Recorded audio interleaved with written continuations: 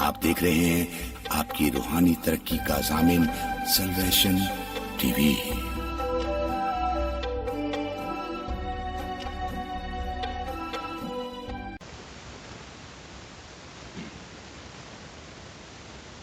मेरे जो खुदा के कलाम में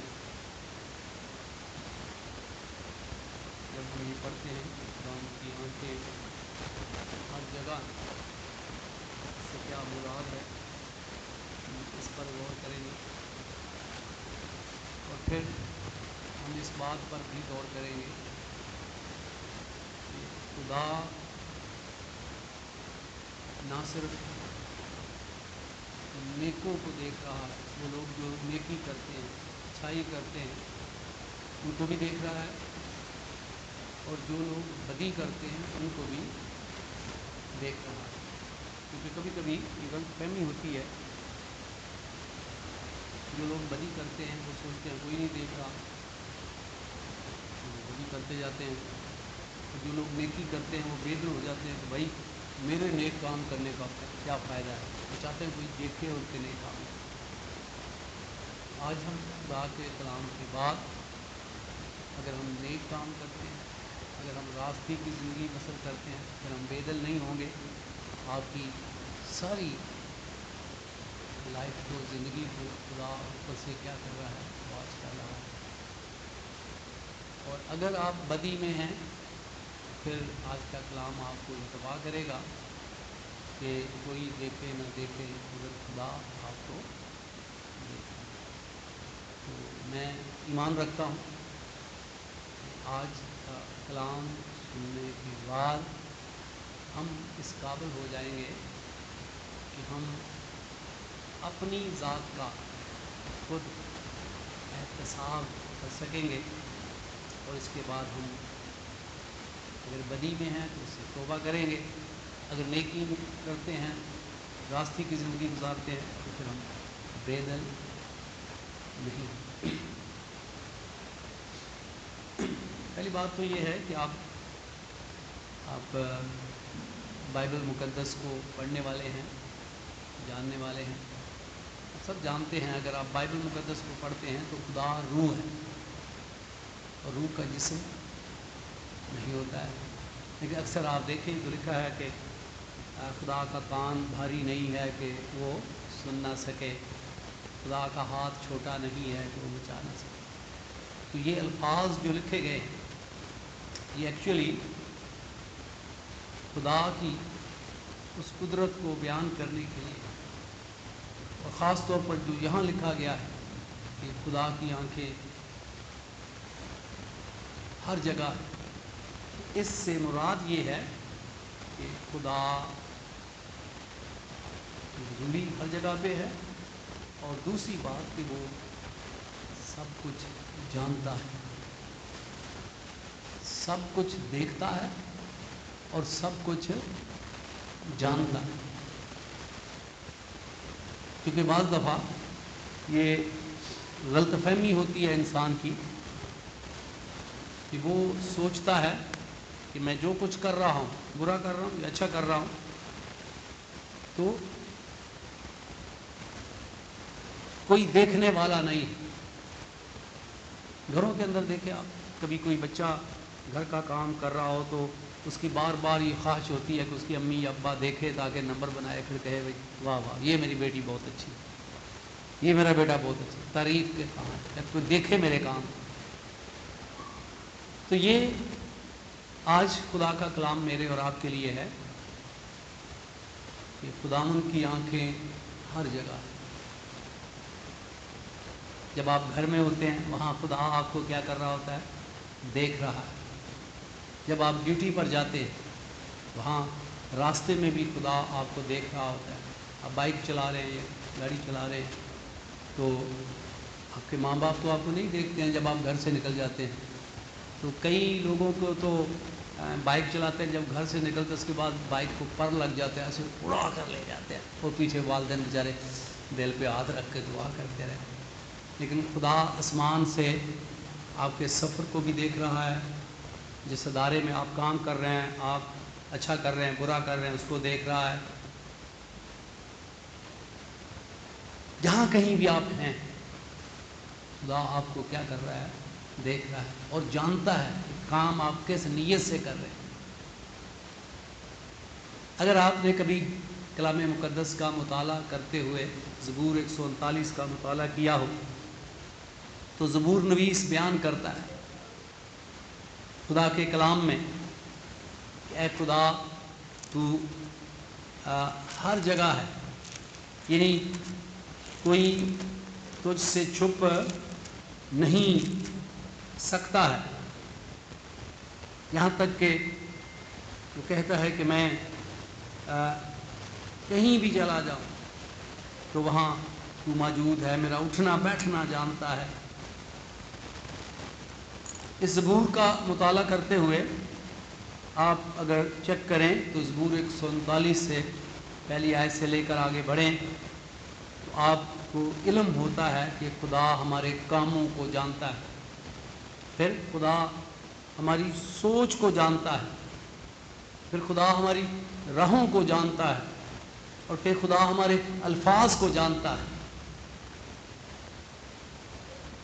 یہاں تک کہ دماغ کے اندر جو خیالات آتے ہیں کوئی انسان اس کو نہیں جانتا، لیکن خدا ان خیالات سے بھی کیا ہے، واقف ہے۔ آپ کو یاد ہوگا کہ مسیح خدا نے فقیوں فریسیوں کو کہا تم میرے قتل کی کوشش میں ہو، تو کہنے لگے، ان کو جھٹکا لگ گیا، کہنے لگے اس کو کیسے پتہ چل گیا ہے، اور واقعی یسوع مسیح کے قتل کی کوشش میں تھا۔ تو نہ صرف خدا ہمارے کاموں کو جانتا ہے برے یا اچھے، بلکہ جو خیالات ہمارے دماغ میں گھومتے ہیں، سوچ و بچار کرتے ہیں، ان کو بھی خدا آسمان سے کیا کرتا ہے، واچ کرتا ہے۔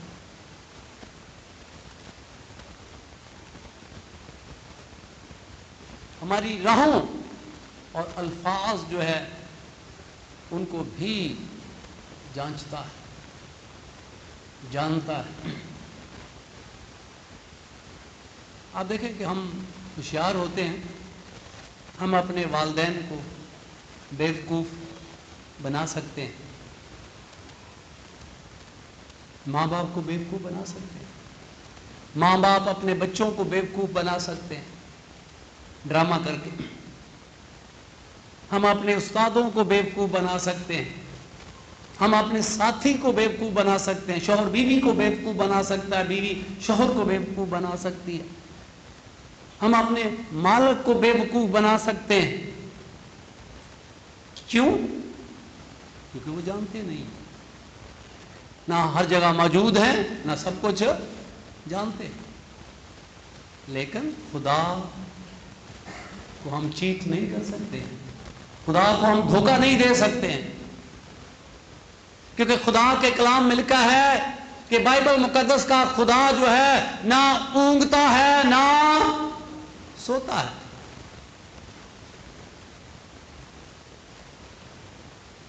آپ کے والدین کتنی بھی نگرانی کریں، کہیں نہ کہیں وہ سو جاتے ہیں، آنکھ لگ جاتی ہے۔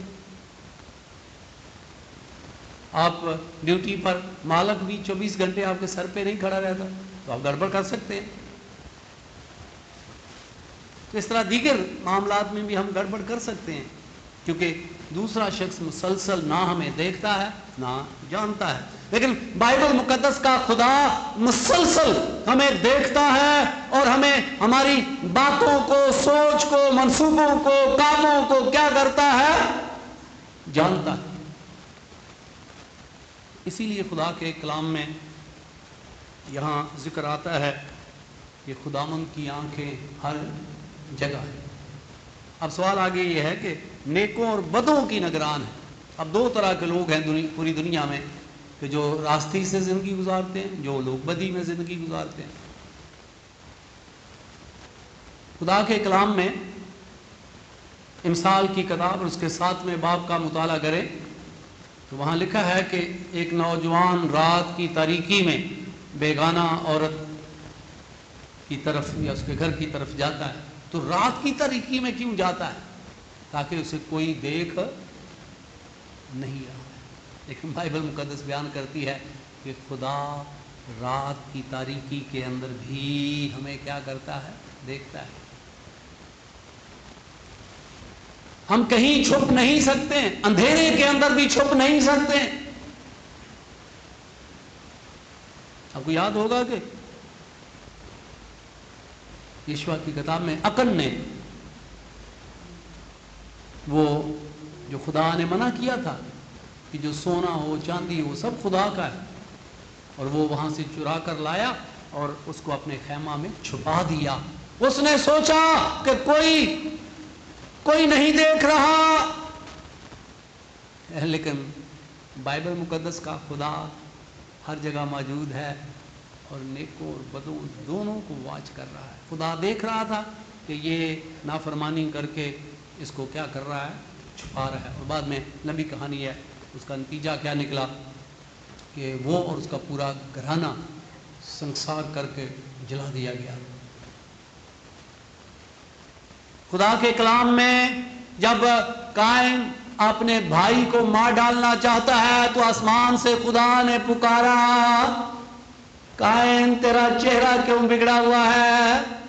جب ہمارے اندر کے حالات خراب ہوں تو چہرے پر آتے ہیں، تو خدا ہمارے چہرے کو دیکھ کر بھی جانتا ہے کہ اندر کیا ہو رہا ہے. خدا نے قائن کو کہا گناہ تیرے دروازہ پر دبکا بیٹھا ہے، غالب آ.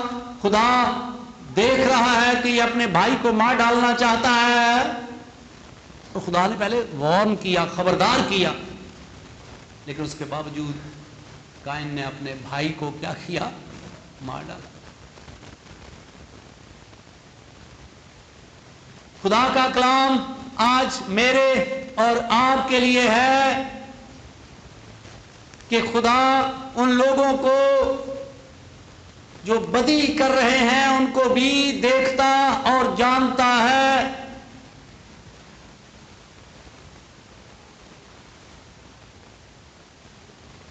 یہاں تک کہ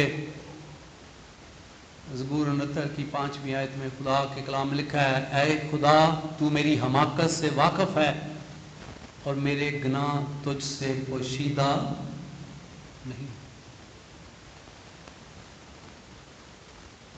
آدم حوا نے گناہ کیا اور پھر چھپنے لگے، تو خدا نے کہا اے آدم تو کہاں ہے؟ کس سے چھپ رہا ہے؟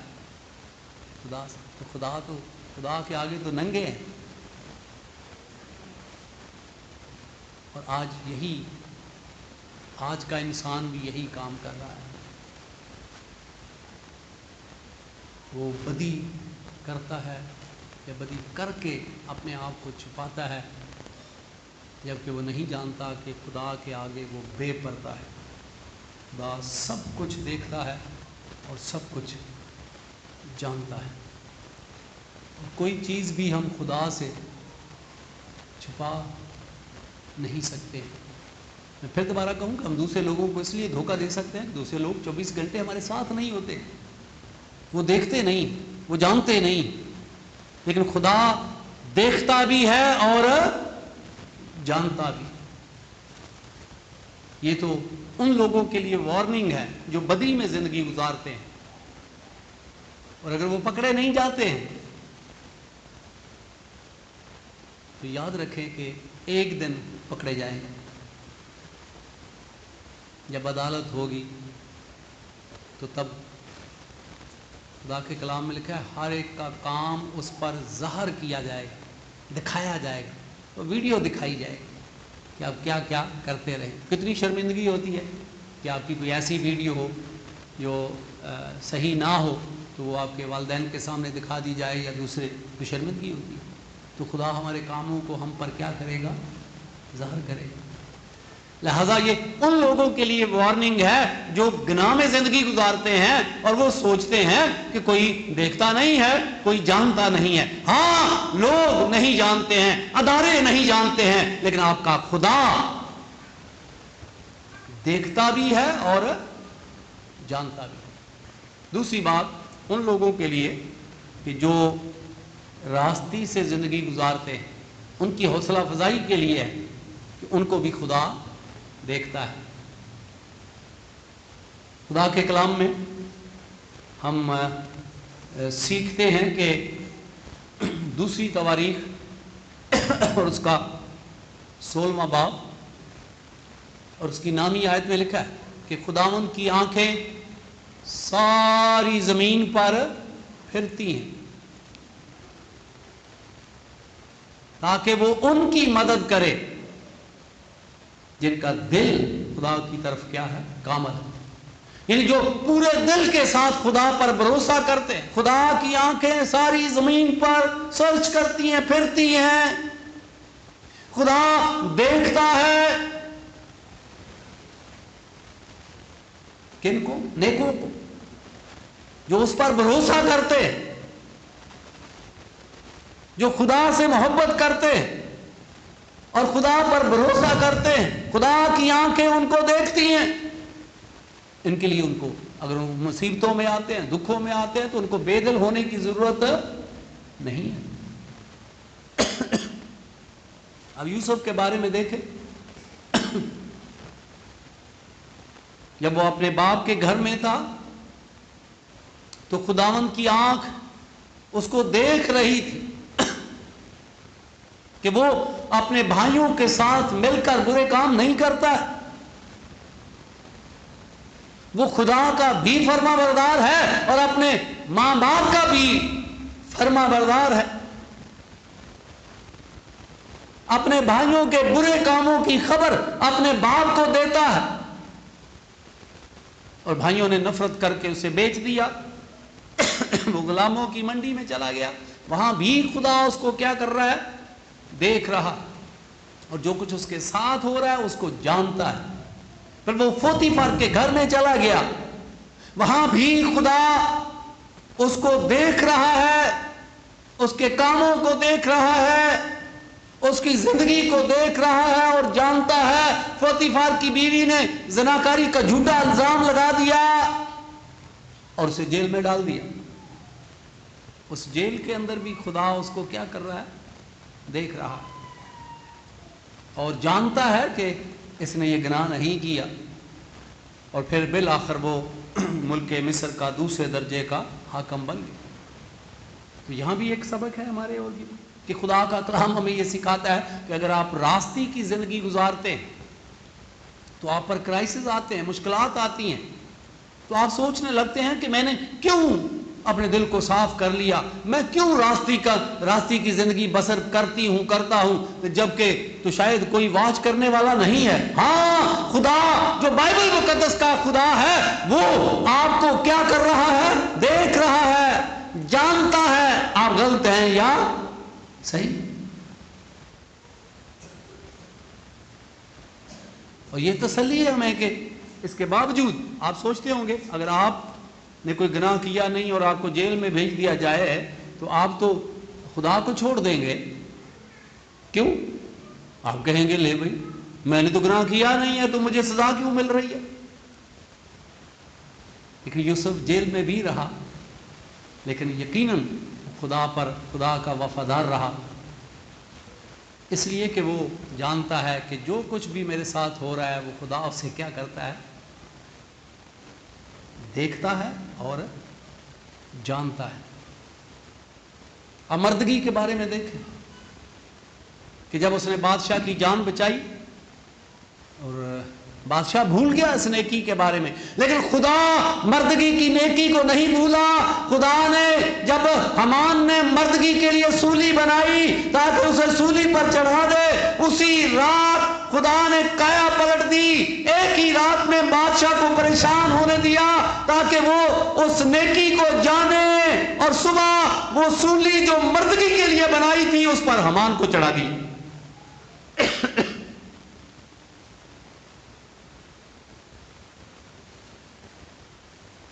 और फिर नए अहदनामा में मुकद्दस पौलुस रसूल की लाइफ के बारे में सीखे कि वो किस तरह मसीह यीशु से इश्क करता है और उस आशिकी में वो खिदमत करता है, मार खाता है